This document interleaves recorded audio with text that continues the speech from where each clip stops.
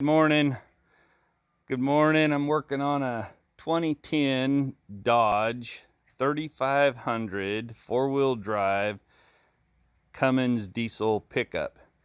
And as we are making progress on this right front U-joint replacement, wanted to share with you all a little tip here that I didn't catch in other YouTube videos, in that in order to get the axle out of the differential, you need to have the four-wheel drive engaged.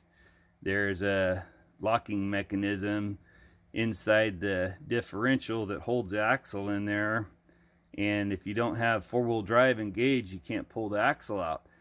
So just one of those little tricks here. Another thing I want to share with y'all is that this castle nut that is 1 11/16 in size is definitely one of those that you're going to need some big tools on.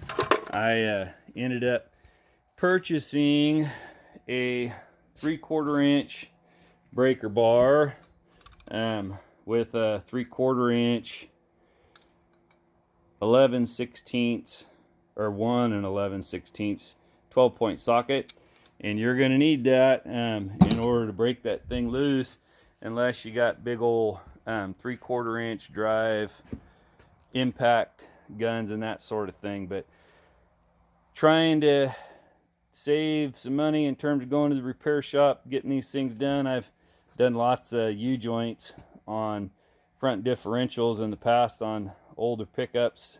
I think it's the first one I've done on this one, but we're getting through it. Hope y'all are doing well out there.